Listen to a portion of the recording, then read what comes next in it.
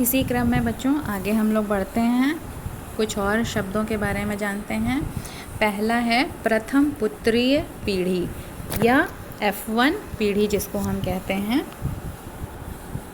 इसमें इसको हम F1 से जो जैसे दो जनक हैं इनके बीच में जब हम पहली बार संकरण कराते हैं तो उससे जो पहली पीढ़ी उत्पन्न होती है उसको हम F1, F का मतलब क्या हुआ, फिलियल, फिलियल मीन्स संतति, तो F1 पीढ़ी से प्रदर्शित करते हैं।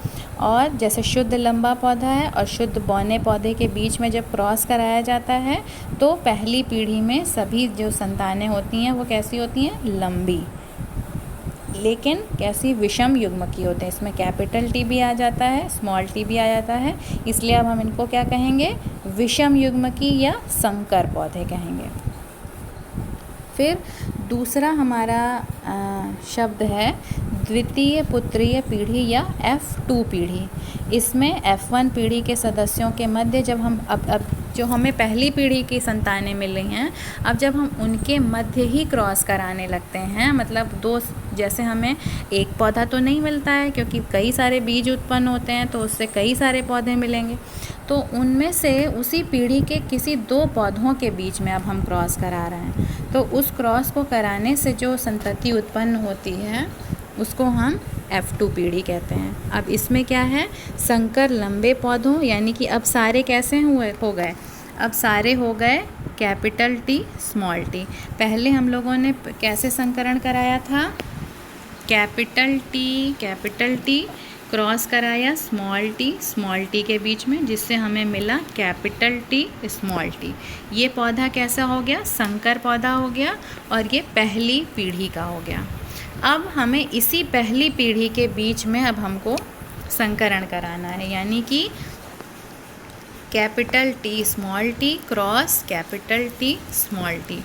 अब इनके बीच में जब हम संकरण कराएंगे तब हमें क्या प्राप्त होगा, इसमें हमें प्राप्त होगा, यहाँ पर हमें 4 पौधे प्राप्त होंगे और वो कैसे होंगे, कैपिटल टी पहले मिलेंगे इस तरह से, फिर यही कैपिटल टी स्मॉल टी के साथ मिलेगा, फिर अब ये स्मॉल टी कैपिटल टी के साथ मिलेगा यानी टी, और ये स्मॉल टी।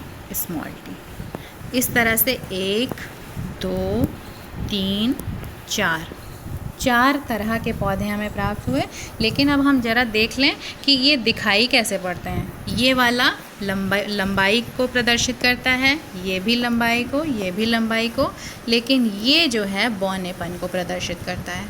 तो इसमें हमें अगर हम कहेंगे इसका फिनोटाइप क्या है, तो फिनोटाइप क्या होगा, 3 लंबे 1 बौना, फिनोटाइप प्रदर्शन होगा 3:1 के अनुपात में। लेकिन अगर हम कहेंगे जीनोटाइप का क्या अनुपात है, जीनोटाइप यानी जीन्स के रूप में ये किस तरह से दिख रहा है, तो उसको हम बताएंगे जीनोटाइप में ये होगा, चूँकि हमें 2 कैपिटल टी वाले मिले, एक कैपिटल टी, एक स्मॉल टी कैपिटल टी और एक स्मॉल टी, तो जीन्स के रूप में देखने पर ये अलग है, 1 हो गया। फिर अनुपात, ये दोनों एक जैसे हैं और 2 पौधे हैं तो 2 का अनुपात, और ये फिर 1 हो गया तो ये 1 से प्रदर्शित करेंगे, यानी कि इसका जो जीनोटाइप प्रदर्शन होगा वो 1:2:1 का रेशियो होगा। और फिनोटाइप कैसा हो गया, 3:1। दिखने में 3 लंबे हैं और 1 बौना है, इसलिए 3:1 का अनुपात है। लेकिन अगर हम इनका जीन्स का अध्ययन करेंगे तो वो हमको 1:2:1 का रेशियो प्राप्त होगा। अब अगला हमारा लक्षण है, अगला शब्द है संकर पूर्वज संकरण, या इसको हम एक और नाम भी देते हैं, इसको हम कहते हैं प्रतीप संकरण। प्रतीप, अब जैसा इंग्लिश में इसको हम कहते हैं बैक क्रॉस। बैक का मतलब होता है पीछे, वापस।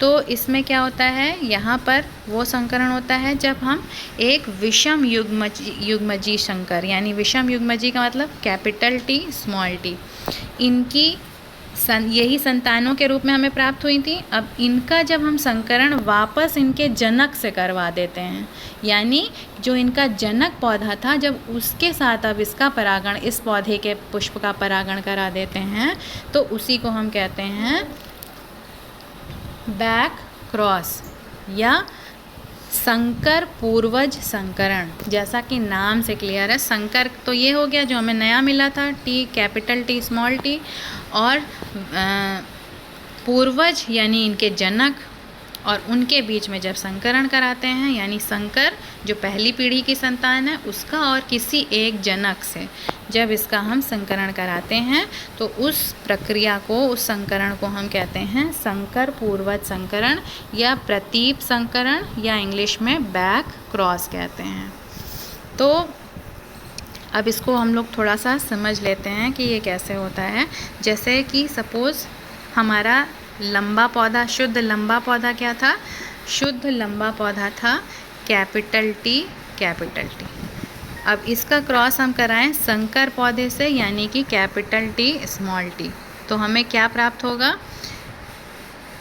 इस एक का होगा इसके साथ यानी कैपिटल टी कैपिटल टी, फिर इसका इसके साथ होगा तो हमें मिलेगा कैपिटल टी स्मॉल टी, फिर इसी तरह से इसका होगा तो कैपिटल टी कैपिटल टी, और इसका इससे होगा तो फिर से कैपिटल टी स्मॉल टी। तो यानी कि हमको यहाँ पर ये दो एक जैसे मिल गए और ये दो एक जैसे मिल गए, तो यानी 2:2 या उसको और सॉल्व करते हैं तो 1:1, यानी हमें 1:1 का रेशियो बैक क्रॉस में प्राप्त होता है। फिर इसी तरह से एक दूसरा शब्द है जिसको हम कहते हैं टेस्ट क्रॉस या परीक्षण संकरण। ये भी बहुत इम्पॉर्टेंट है, इसको भी एग्ज़ाम में पूछा जाता है कि बैक क्रॉस और टेस्ट क्रॉस में क्या अंतर है, और कभी कभी इस पर टिप्पणी लिखने के लिए भी आती है। तो हम इसको देख लेते हैं। जैसा कि इसमें नाम से समझ में आ रहा होगा, परीक्षण यानी इसमें टेस्ट किया जा रहा है।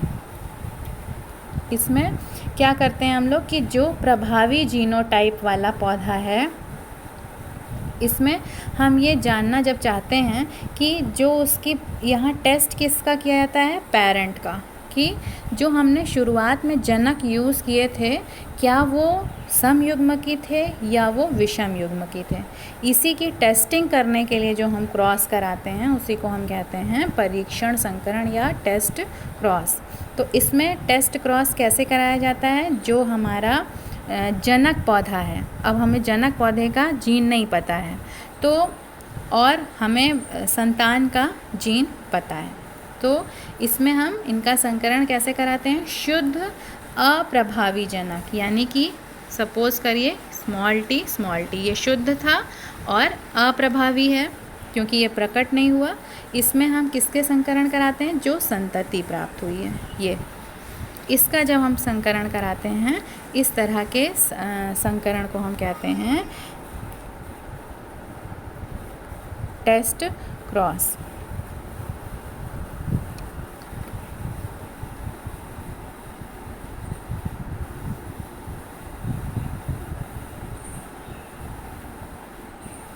अब हम लोग आते हैं जीनोटाइप और फिनोटाइप में अंतर। तो एक एक पॉइंट लेकर चलते हैं कि जीनोटाइप किसी भी जीव का आनुवांशिक संगठन होता है जो जीन के रूप में प्रकट होता है, उसको जीनोटाइप कहते हैं। और जो प्रेक्षणीय माने जो दिखाई पड़े, जो लक्षण दिखाई पड़े, जो अभिव्यक्ति दिखाई पड़ रही है उसको हम फिनोटाइप कहते हैं। दूसरा है कि समान जीनोटाइप के जीव किसी दिए समय और पर्यावरण में समान फिनोटाइप ही प्रदर्शित करेंगे, यानी कि अगर कैपिटल टी है इस तरह से समान फिनोटाइप वो हमेशा लंबाई ही प्रदर्शित करेंगे, और फिनोटाइप में समान फिनोटाइप वाले जीवों का जीनोटाइप भिन्न हो सकता है। यानी कि जैसे अभी मैंने आपको बताया था कि अगर कैपिटल टी है वो भी लंबा पौधा होता है, कैपिटल टी स्मॉल टी भी लंबा पौधा होता है, लेकिन अंतर कहाँ पर है? इनके जीनोटाइप में अंतर है। फिनोटाइप दोनों का सेम है, दोनों ही लंबाई दिखा रहे हैं, कैपिटल टी और कैपिटल टी स्मॉल टी। लेकिन ये जो है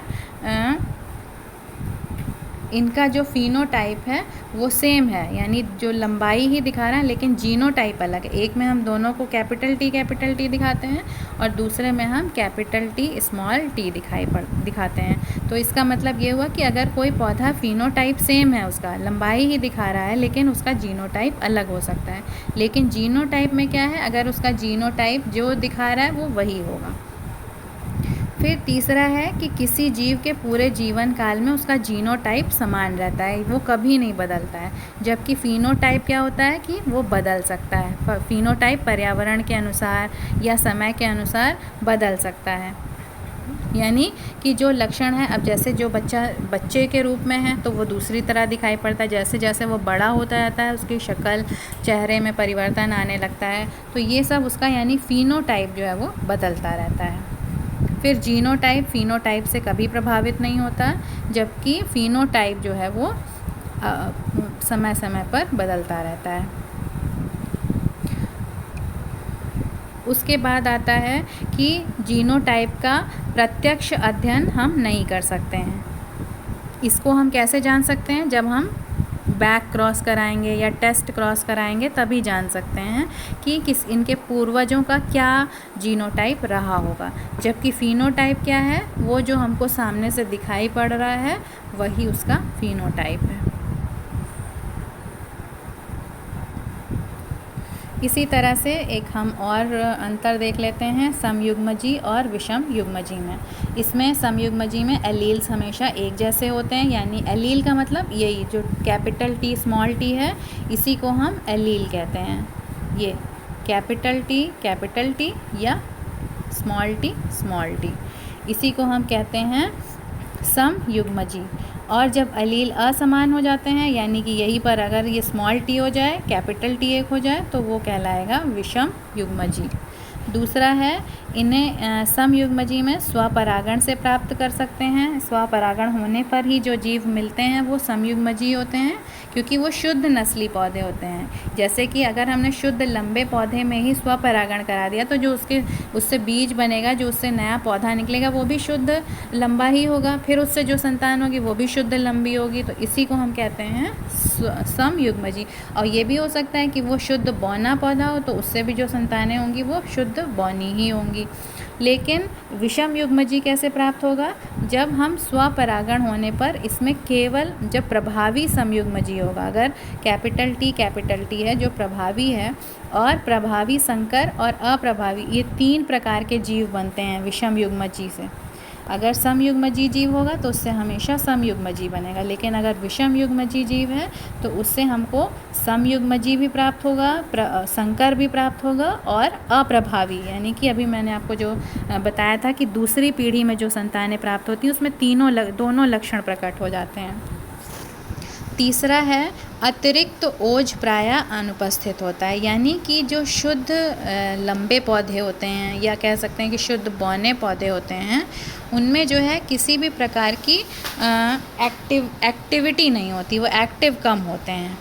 जबकि जो विषम युग्मजी पौधे होते हैं या जीव होते हैं उनमें संकर ओज पाया जाता है। ये टर्म बहुत ज़्यादा यूज़ किया जाता है, संकर ओज। संकर का मतलब तो आपको समझ में आ गया होगा कि क्रॉस करने के फलस्वरूप जो संतान प्राप्त हुई वो संकर हो गई और विषम युग्मजी हो गई। और ओज का मतलब हो गया वो कितनी ज़्यादा एक्टिव है, मतलब उसमें अपने जनक से ज़्यादा लक्षण हैं और वो लक्षण ज़्यादा प्रभावी हैं, उसी को हम कहते हैं संकर ओज। नेक्स्ट है ये एक विशेषक के लिए शुद्ध होते हैं, यानी कोई एक लक्षण अगर हम लेके चल रहे हैं तो उसमें ये समयुग्मजी शुद्ध कहलाते हैं। कैपिटल टी भी शुद्ध है और स्मॉल टी भी शुद्ध है।